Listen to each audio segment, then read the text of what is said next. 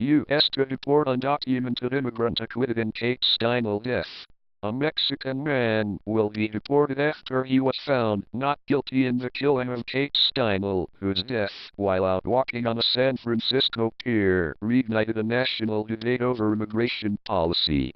Jurors acquitted Jose Ines Garcia Zarate, 45, of murder and involuntary manslaughter, as well as assault with a deadly weapon.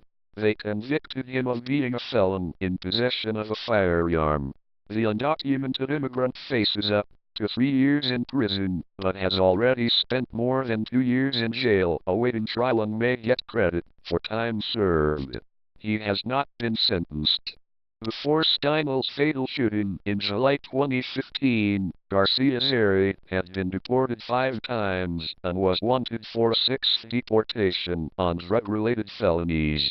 Under a sanctuary city law, San Francisco authorities released him from custody 3 months before the shooting instead of turning him over to Immigration and Customs Enforcement. "I'm not surprised." Authorities said the gun he used was stolen from the car of an off-duty agent for the Bureau of Land Management. Kate Steinle's brother said the theft of the gun set off a series of system failures that culminated with a ruling. "I'm not surprised. The system failed Kate from the start of this chain of events. Why would the verdict be any different?" Brad Steinle said. "From the drug charge to being released to not being detained by ICE, the BLM agent leaving a loaded weapon in an unlocked car. It is failure after failure." Steinle said his sister is never coming back, and the verdict does not affect them in any way. "Kate is gone. The strength we have is drawn from Kate. Her memory is with us," he said. Debate over sanctuary city. The case sparked a fierce debate over sanctuary cities and forced San Francisco officials to defend its policy. President Donald Trump invoked the case in decrying sanctuary cities and promoting the construction of the border wall. A sanctuary city has policies designed to limit its cooperation with federal officials on immigration enforcement. San Francisco's policy of refusing to honor ICE detainers is a blatant threat to public safety and undermines the rule of law, Tom Hammond, deputy director of ICE, said in a statement. Hammond said ICE plans to take custody of Garcia Zarate and ultimately remove him from the country. It's unclear whether it'll be before or after he serves his sentence. Trump called the verdict disgraceful, while Attorney General Jeff Sessions said San Francisco's status as a sanctuary city was largely to blame for what happened. A disgraceful verdict in the Kate Steinle case. No wonder the people of our country are so angry with illegal immigration, the president tweeted. Sessions used the verdict to urge local officials to cooperate with federal law enforcement agencies. When jurisdictions choose to return criminal aliens to the streets rather than turning them over to federal immigration authorities, they put the public's safety at risk, he said in a statement. But one of the defendant's lawyers said the debate over immigration didn't belong in the case.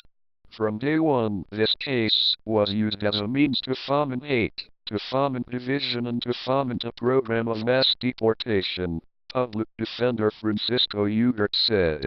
Nothing about Mr. Garcia Zarate's ethnicity, nothing about his immigration status, nothing about the fact that he is born in Mexico had any relevance as to what happened on July 1, 2015. Assistant District Attorney Alex Bastian said prosecutors were disappointed by the verdict but respected the jury's decision. "I can't stress this enough, this really is about the Steinle family. They've shown incredible resolve in this whole process," he said. "Our hearts go out to them." The case, prosecutors said Garcia Zarate deliberately fired into an unsuspecting crowd on the pier, killing Steinle as she walked with her father. But the defense attorney said the shooting was accidental and the bullet ricocheted off the ground and traveled about 80 feet before hitting Steinle. Garcia Zarate faced a charge of second-degree murder, but jurors were allowed to consider first-degree murder and involuntary manslaughter convictions. The jury deliberated for 6 days before issuing its decision. Differing accounts. Defense attorney Matt Gonzalez said Garcia Zarate found the gun at the pier. He said it was wrapped in cloth, and when he unwrapped it, it accidentally discharged. But in a police interrogation, Garcia Zarate admitted to firing the gun, saying he was aiming at a seal. He also told police that he stepped on the gun, causing it to fire. Jurors began deliberating Tuesday in the murder trial of Jose Ines Garcia Zarate. Prosecutors said Garcia Zarate immediately tried to cover his tracks by throwing the gun into the San Francisco Bay, then fleeing the scene. Garcia Zarate was formerly known as Juan Francisco Lopez Sanchez, one of several aliases he is known to have used. CNN and other media outlets previously identified him as Juan Francisco Lopez Sanchez. Immigration debate. Steinle's death reignited the debate over immigration and what role sanctuary cities should play in policy enforcement. In 2015, Freya Warren, chief legal counsel to the San Francisco County Sheriff, said Garcia Zarate was let go because there was no legal cause to detain him.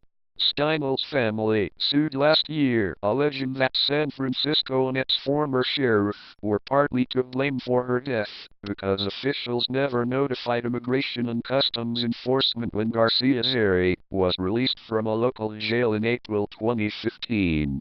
City officials have said they're not liable for a former inmate's actions. A federal judge dismissed the family's claims.